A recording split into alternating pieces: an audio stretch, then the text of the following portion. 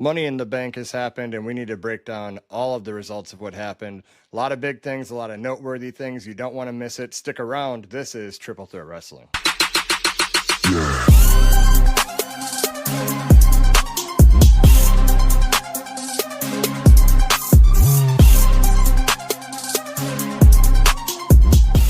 Welcome back to Triple Threat Wrestling. If you are new to the channel, be sure to subscribe. We drop daily wrestling content. Joined with me is not MVP this week. He is off, but we have Wrestling Brother. He's new to the channel. Been holding it down on some of the short content. So welcome in, Wrestling Brother. How you doing?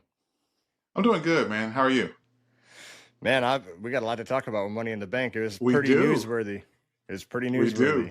It's good stuff. Yeah. What did you think of the overall PLE? I know you were out. You were enjoying yourself. You watched it. What did you think of it? Oh, after Mania, I will say after Mania Night 1, we've had these PLEs that have just been kind of middle of the road, especially after Mania. We had Backlash, and then 2 weeks after that, we had Saturday Night's main event, and now here we are. This one delivered for the most part. But here's my thing. Here's my thing, Travis. If the pay per view, first of all, the matches are always going to be good. They always deliver. Like the it's a ladder. You got ladder matches. It's hard not to deliver on ladder matches. It's even more difficult not to deliver with John Cena, uh, Cody Rhodes in a main event, right? And then having the surprise that we had at the end, right? Yeah. But the problem has not been the actual events themselves, it's been the follow up. If you look at how Backlash ended, we had Randy Orton take out all the officials. Nick Aldis RKO'd him for a third time. We haven't seen Randy Orton since. They haven't said nothing about Randy Orton. Yep. If you're gonna take him off TV, suspend him. Say, hey, you know what? For the bullshit he did at Backlash, he's suspended indefinitely, and then he sneaks back up at some point and sets up something with. It's been the follow up, and so while I think Money in the Bank delivered overall, it's the follow up. How do we follow up? What does Seth's path to cashing in look like? What does Naomi's path to cash in? I mean, those are great people to get those Money in the Banks. But Yep. again, what does the follow up look like?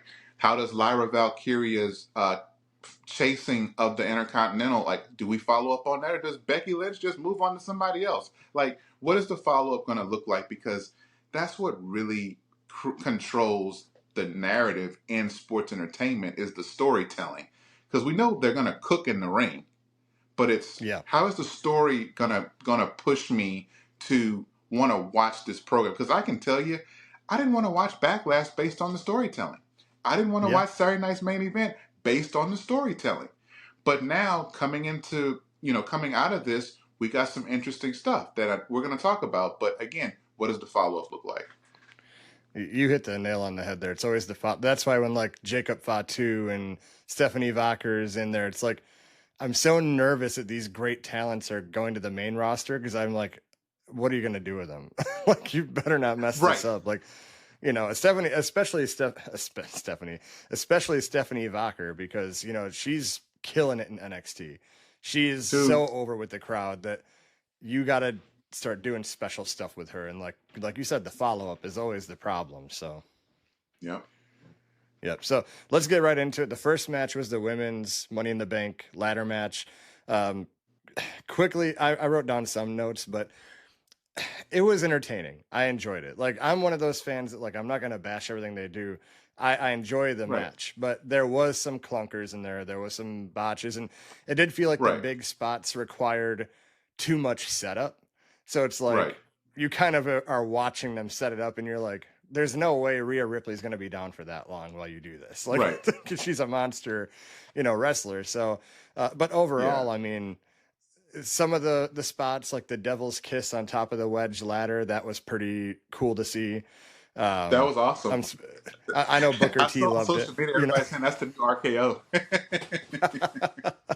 Yeah, that was dope. Alexa Bliss and Rhea, when they had that little stare off after they hit Sister Abigail and Yep. Riptide, it was pretty cool. Yep. But overall, I mean, it was a good match. I was entertained. It wasn't as good as years past, but it was there. It was definitely good. I like the outcome. I like who won. So what do you think? Right. No, I thought it was great.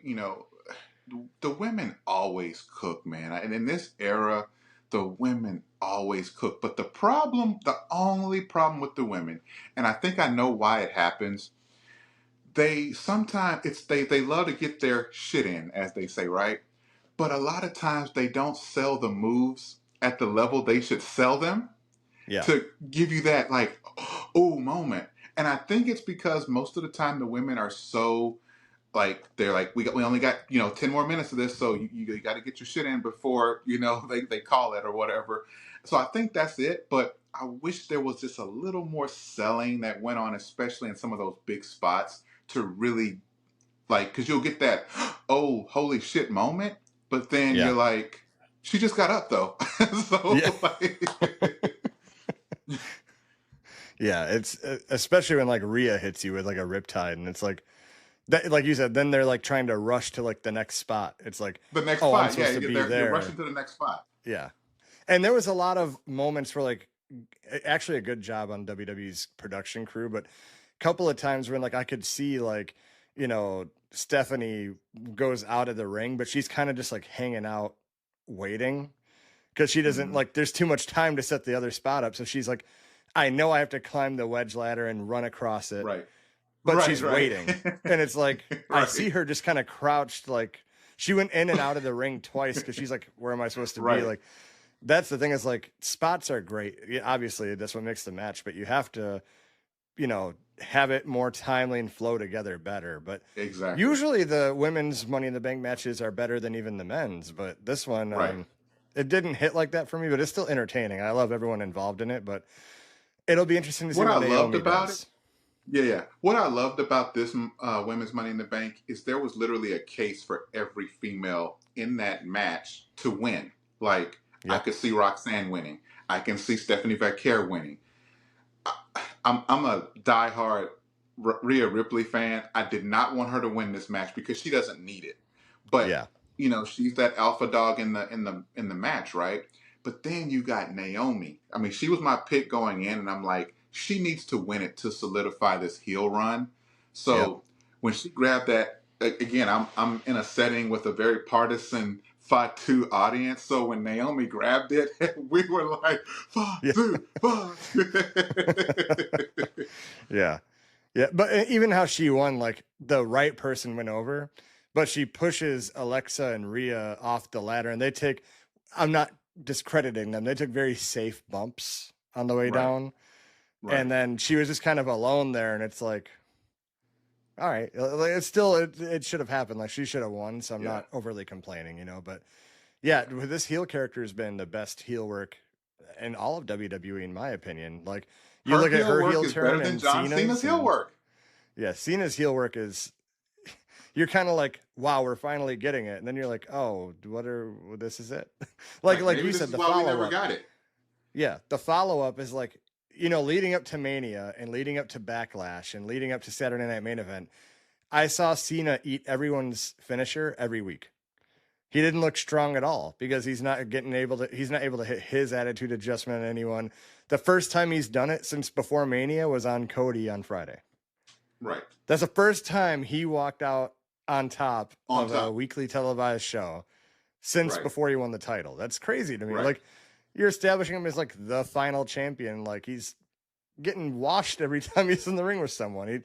It's the same rinse and repeat. Like grabs a title belt, hits him in the head, pins him. Like I kind of see the point too. Like I'm here to ruin wrestling. So are you really just like doing the Right. same thing to ruin wrestling? Is that like the Right. heel thing? But I could talk about Cena all day. We'll get to that later. So Yep. I think we're in agreement, right? Naomi should have won. Definitely should have won. Yep. The next match, I don't think anyone cared if you didn't watch Worlds Collide, because it's set up there. But Dominic Mysterio and Octagon Jr. and it's like Right. Then it happens, and you're like, oh, we're getting this bonus match. If you're a casual viewer, you're like, oh, where did this come from? And Right. and it just was like a 4 minute, like kind of a squash, a little bit. It's like it was It was there, the Joe you know. Hendry spot on WrestleMania. Yep, yep. It was just to show a little Um, rub, like we have worlds collide. Just so you know, we have it's funny. Triple A elite. I was watching another content creator's TikTok. She was watching it live, and she's very into AAA and everything. And so I was kind of into her reaction. I didn't actually watch the show, but one of the comments I made to her, I'm like, wouldn't it have made sense to have Dominic Mysterio on this card? And then, like an hour later, he's announced for the Money in the Bank against Octagon Jr. I'm like, this made more sense on Worlds Collide. Yeah, yeah. That again, it's the follow up. Like you didn't even post on WWE.com. Like, by the way, Right. this is happening. It just kind of showed up. You're like, But okay, I guess we're getting done. I'm digging Dom's title run. He's over huge. He Yeah, was a person that during that COVID time when he was just tagging with his dad, I didn't want him on my TV. I thought it yeah. was cringe. I thought he looked like a Timu hybrid version of his dad and Eddie Guerrero. I thought it was cringe. But the way he has evolved and has turned my opinion of him around should be studied. I'm digging Dominic Mysterio. Not this Well, match, but I'm digging yeah. Dominic Mysterio.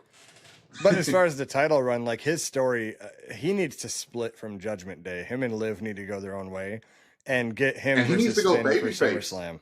Yeah. Yeah, he'll be He needs to over. go I mean, especially babyface. against Finn and Roxanne.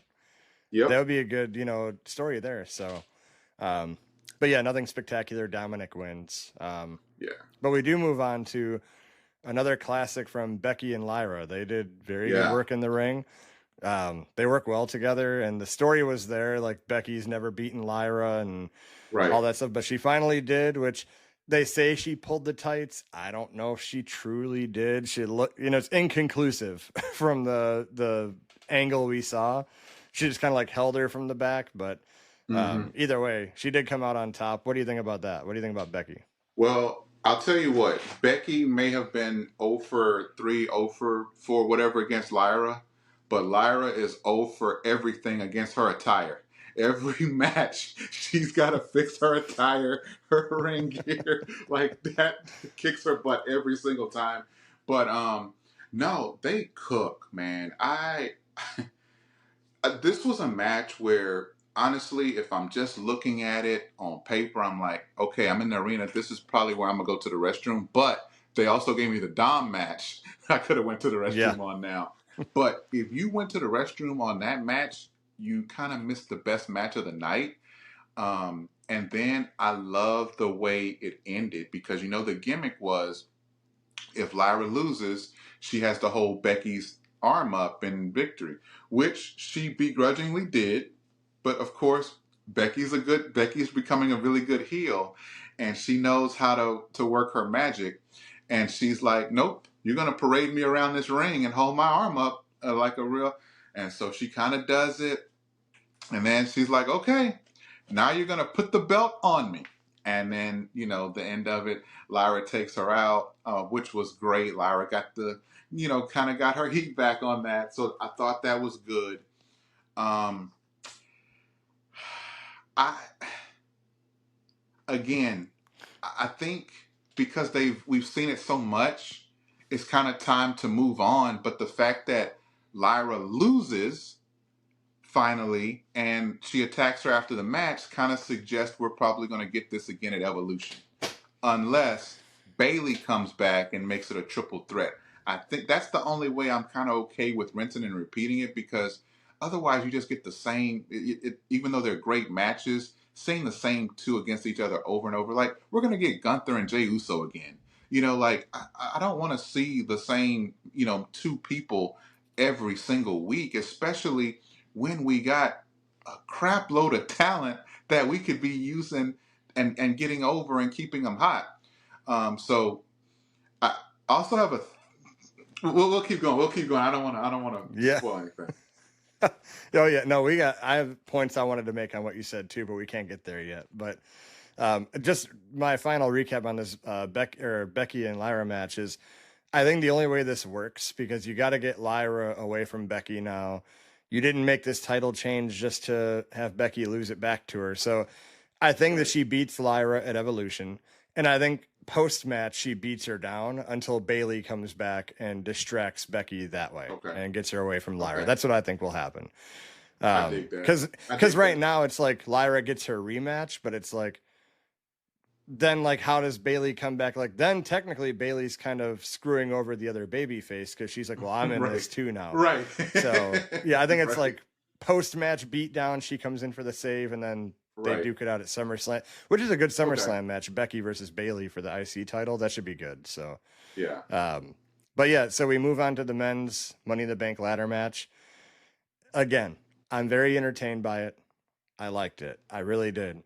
But WWE has this fixation lately that like if it's a non-disqualification match, they love their run-ins and all this crazy stuff going on that like, you know, Seth could have won the briefcase without all that mess happening. You know, like, but then again, Seth is kind of like Rhea, like he don't need it. Cause like you have the two big guys with you. You got Paul Heyman. You could just go get the title. And like I hate that too. And like Seth as a baby face can beat anybody. But now that he's a heel, like, oh, I can't beat Jey Uso, I better get that Money in the Bank briefcase. Like, are you kidding me? Like you should dog walk Jey Uso, especially with Braun and Braun with you, Bronson Reed and Braun Breaker, you know. Well, I think Seth win was more to kind of legitimize the visionary's vision, and like him kind of saying he's going to do all the things he's going to do, because otherwise you got these two other alpha dogs over here that in all honesty should be going for heavyweight championships too, especially Braun Breaker. Like, why am I going to kind of watch you? But it's the bigger story. We're going to take over the industry, so this is step one. So it kind of had to happen. I personally would have liked to seen Solo win it, because I feel like Solo has done such good work since WrestleMania of last year when he kind of took over as the new Bloodline frontman, and he's gotten nothing of substance to legitimize him as the leader of a faction, right? So, you know, he's never even won a mid-card title. I mean, yeah, he had the Ulafala, but we all know that was Roman Reigns' Ulafala. And he's just, you know, holding it until Roman Reigns decides to come back from vacation. We knew that. But, like, his promo work has been phenomenal. He became a very believable leader of the Timu bloodline. Like, you didn't buy him as the tribal chief, but you bought him as the wannabe tribal chief. And, you know, and he's just done such good work. And I would have rather seen him win it. And then, but I knew after SmackDown when whatever he said, all gas, no brains, like, and Jacob overhears it, we know Jacob's going to come out and cost him.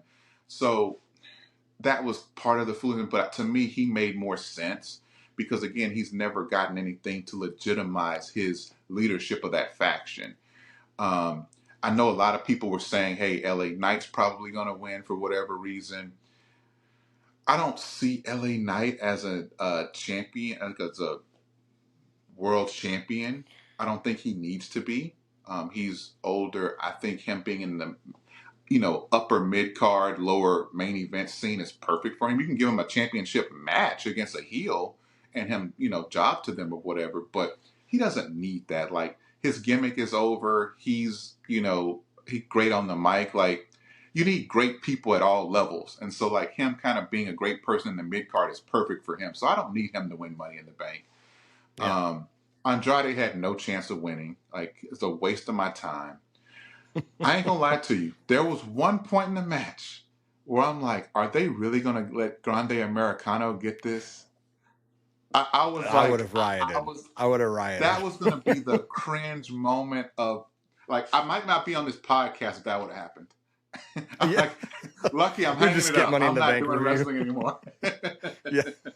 I'm out. I mean, that is the thing, right? It's like Chad Gable had, well, we don't know if it's Chad Gable, but I'm assuming. But Chad Gable, 2 Money in the Bank qualifiers, gets in there, and if he would have won, I'd have been like, this is stupid booking. Like, Well, you have Chad um, Gable in the main event on Worlds Collide, and then you have Grande Americano in the Money in the Bank ladder match. Make it make yeah, sense. yeah, it don't. I Put the can't make it Lucha make sense. gimmick on the Lucha pay per view, and then put the legitimate Chad Gable, who is, I mean, whatever you want to call him, he's a poor man's Kurt Angle, but he's great. They are doing him a big disservice because this Lucha Grande Americano gimmick should have ended at Mania. It shouldn't have existed to begin with, but here we are. It should have There you ended at go. Mania. And Gable, you know, he's so good that I don't know why he's not a serious threat with, American made. And like he's in a world title contention. He's already done the IC thing. He's good enough. He really Chad is. And Gable like, and Karrion Kross are the two most, well, at least Chad Gable's getting reps. At least yeah, Chad Gable's getting reps. And he's actually getting double reps right now, right? But he should have won the Intercontinental Championship, was it almost 2 years ago now? from And Gunther. then, no, yeah, exactly, Yeah. exactly. And then look, now he's got a double gimmick and whatever.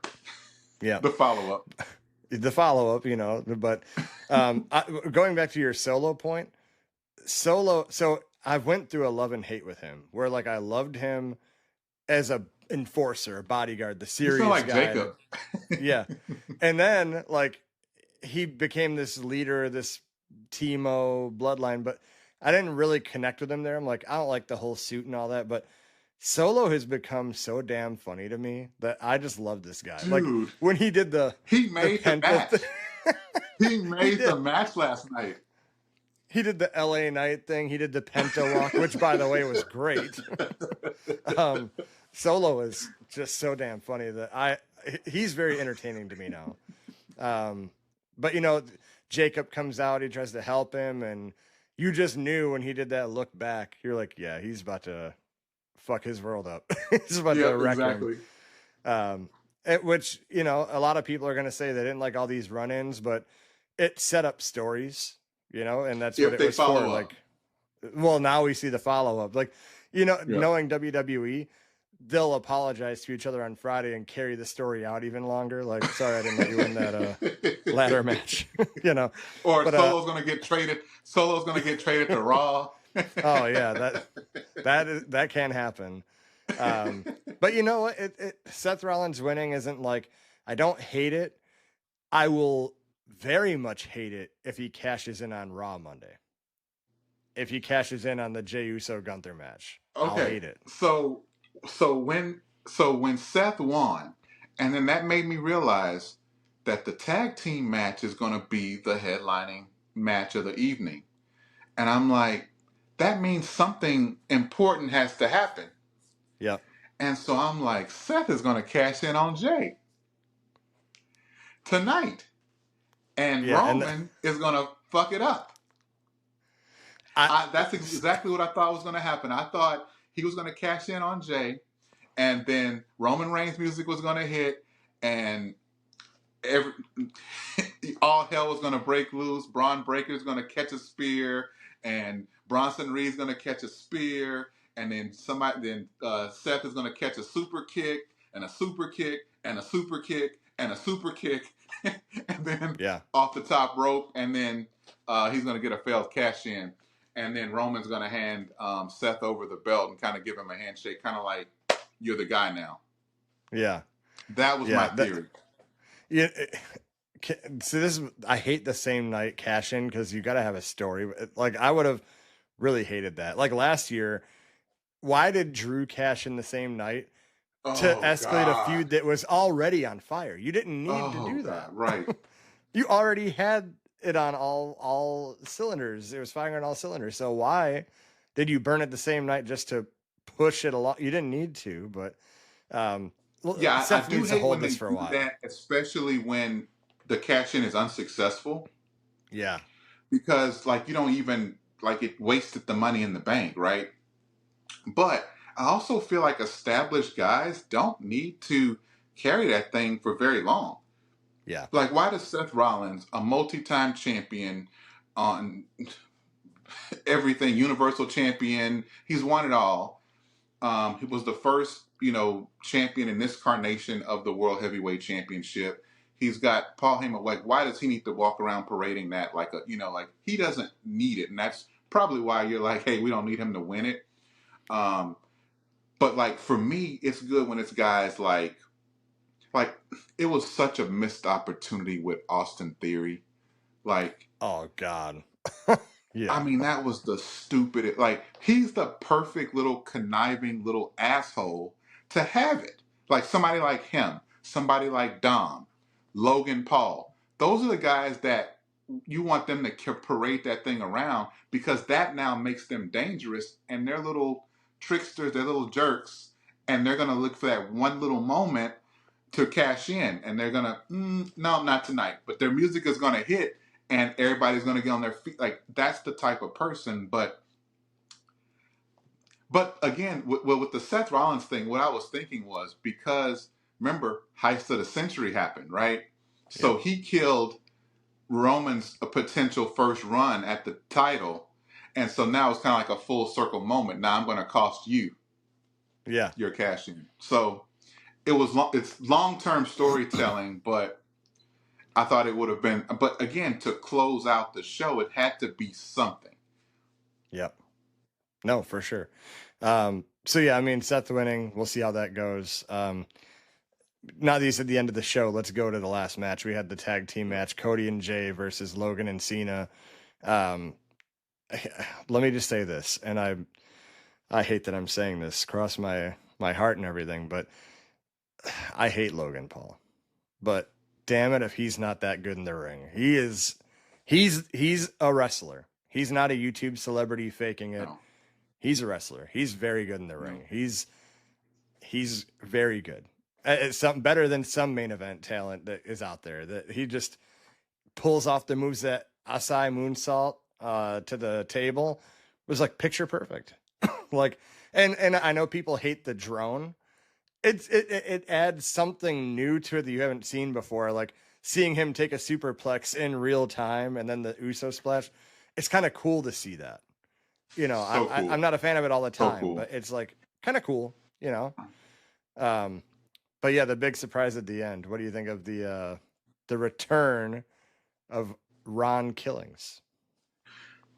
Before I get there, the camera kind of panned, and I saw The Rock's mom in the audience, and so at that point, I'm like, oh, hell no. Do not tell me, after all the bullshit they put us through, the final boss is going to come out and do something. So that was my second thought of the night, because I see Mama Rock in the audience. And I'm just like, that. You wait till after WrestleMania, all the Yeah, way here, and now we finally get another part of this story. That was going to kind of piss me off, but I yeah, was here for it too. I was here for it. Um, but no, so when the person comes in with the black hoodie and black pants, his shirt lifted up, and I saw a very melanated man underneath that hoodie. I knew yeah, exactly. I'm like, that's our truth. yeah. Um, Too that was big to be great. Travis Scott. you know. um, that's great. So I thought it was great. I thought it, this is where wrestling is good, when there's a true swerve, right? That no one sees coming. This is and where the lines of reality and professional wrestling, those lines are blurred. That's where you have really true, because now you got all the dirt sheets. Well, no, he was really fired and they didn't resign. Our reporting wasn't wrong. And then you got Triple H on the after show talking about, oh no, it was all a work. So again, the reality is blurred. So you got the chief content officer saying it's all a work. You've got the dirt sheet saying their thing because Dave Meltzer and Wade Keller and all those guys, they're never wrong about what Oh they yeah, of reported because their course sources not. told them, even though the sources could be working them to make sure they're protecting the integrity of the business. Hmm.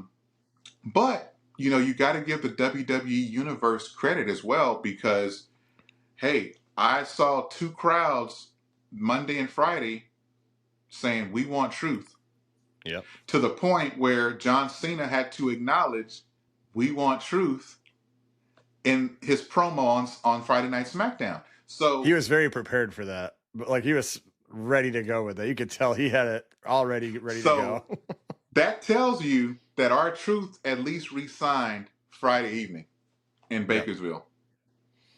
Yep. So it's great. Let me ask you this. So Again, we know what the dirt sheets yeah, say. We know what Triple H said. What do you think? Do you actually think it was a work, or do you think they said, man, we dropped the ball. We got to get him back? I don't see a company wanting to put the heat on themselves because the heat was definitely on Triple H and TKO all week long. I'm guilty of putting heat on them, and every other wrestling Me too. content creator out there put the heat on the company. I think if it would have been, more of a storyline work, I, I don't, I don't want to give Triple H that much credit for being that creative. Not burying his Yeah. creative work, but I just I don't know if I can give him credit for that. And so I got to go with no. I got to go with they fucked up, and they didn't think people would give a shit about Ron Killing, and they did. Oh yeah. I mean, he's one of the most. I said it on my R Truth released video. He's just so entertaining, and he's so good that like you literally had him in a match with John Cena to fire him. Like, well, not fire, just not Doesn't make re-sign him, sense. but it don't. And like you can't tell me if he was the only one released that day, I would believe it's a work. But he was released with Carlito and I think someone else. I'm not sure, but he was released Sarah with. Logan. That's Sarah right, Logan. Valhalla. Yeah. So it's like, no, it's not a work. You actually let him go, and then you Right. realize, oh crap! Because even R Truth's son, I don't know if you saw that, was on Twitter, and he said, "Don't believe that. Like there was Yeah. no work in that." So no, but But now they it could is. be working too. They could be working Well, they too. could And be. so it again, and our truth originally released this information himself, right? Because even you text me and you were like, "What if it's an April Fool's Yeah. situation?" And he thought like, so I this is, but it's good. It swerved all of us, and it worked. So whether it's a work, whether it's a shoot, no matter what, it made for good entertainment, and this is what we've been dying for since WrestleMania Night One ended. But to your point, the follow up, you just had him attack John Cena. Are we getting R Truth versus John Cena again? Are we getting Ron Killings versus John Cena? Is the comedy kind of gone now? Ron Killings has to open Raw. Yeah. Yeah. The Raw. I don't want to see Seth Rollins and his faction come out first. I don't want to see Penta come out first. I don't want to see Becky in the Bank. I need to see Ron Killings, and I need to see a serious Ron Killings, and I need a like. This is why I came back. This is what happened, and I'm gonna be on John Cena's ass until he does the right thing. Yeah. Which that needs to happen. I will say that I saw what Bubba Ray said, and he goes, "Can you imagine like if AEW would have signed our truth, like if he was truly cut, and like he just acts like he doesn't even know he's not in WWE anymore." Right. Like he just walks up to John Moxley, like, "Dean, what are you doing here?" Like, you know, like that would have been great comedy. Like, and I'm not an AEW mark myself, but if our truth went there, I'm gonna tune in and watch it because Oh, I like absolutely. our He truth would have that much. definitely he would have definitely turned some eyeballs to that programming because It would be it a would have little been bit similar to like Scott Hall going to WCW. Like it would exactly, make people like, man, exactly, we gotta go check this out. Like, cause he's entertaining. exactly. People wanted him, right? So, Right. um, but yeah. So and overall with the tag match, going back to it, Cena, is doing his heel stuff. It's interesting to see him and Logan weren't on the same page. You know, the match was fine. I still think Cody came back too soon. That's my opinion. Me and you haven't talked about that since you've joined us, full time on this I channel. But think so. Again, I'm big on follow up, right?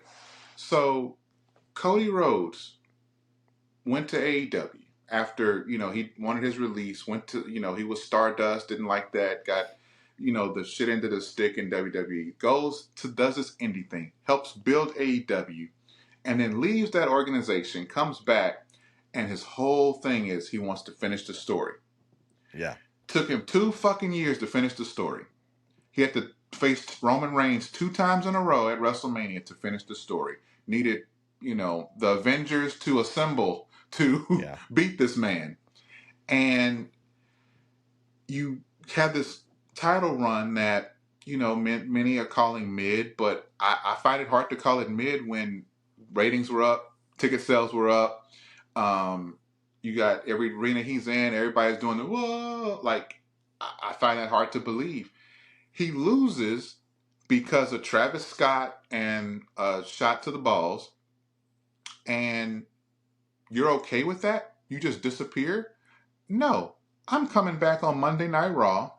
Maybe I'm a little banged up, or maybe I got something I need to take care of, but I need to address that right away. We didn't see him, didn't hear from him at all. Then we hear from him, and he's like, yeah, we're going to have a tag team match. So yeah. that's the first order of business is to tag. No. I might get a tag team match on my path, but I'm getting my rematch at SummerSlam. That's what I'm gonna let you know first. And any other thing else in between that is just minutia. But this is what I'm coming back for, because I didn't do everything I did and want to finish the story to now just lose undeservingly lose what I worked so hard to get to battling a tag team on Money in the Bank. But like you said, it's all about. See, this is why there are times where I'm like, man, just let the triple threat guys go book for WWE. Because what I would have done, you have everything play out how it did. Cena and Logan beating down Jey Uso or whatever. And you have Jay grab a mic when they walk away and say, hey, looks like y'all formed a little faction. I got someone, and we'll see you at Money in the Bank. And everyone would have thought it was Jimmy because it's the Usos. Have Cody do that surprise return. You missed out on a huge pop doing that because people wouldn't have expected Cody this soon. And with tag teams, you automatically assume it's going to be Jimmy. So, they miss some opportunities because it's TKO. We're going to make another episode on this, but like TKO is penny pinching everything. They just want as much money as possible. So, if we can get more money throwing Cody on a SmackDown, go do that. Like, I don't care about the story as much as we need money. We need butts and seats. Show them that Cody's back. It's like you missed out on viral moments of having, everyone waiting for Jimmy to come out, and Cody comes out and says, I got unfinished business with Cena, and I got Jay's back. We won tag team titles together. I'm going to get his back. You missed all this opportunity. You just have Cody come back, like you said. It seemed like Cody in his mind is like, no, we need to have this tag team match. It's like, why? But overall, I think on a scale from 1 to 10, I would give this a 7.5. What do you think? That's fair. 7.5, 8 is about the range I would go. Yeah. And drop in the comments if you've watched this long. Thank you for your support. Drop in the comments if you agree with us, if we're way off base. What did you like? What did you hate? I want to hear it all. So make sure you hit that subscribe button, the notification bell, all that good stuff. We're cruising to 500,000 views. Can't thank you guys enough for that support. 2,500 subscribers almost. So we're going to keep doing what we're doing and make you the best content. So Wrestling Brother, we'll see you in the next one.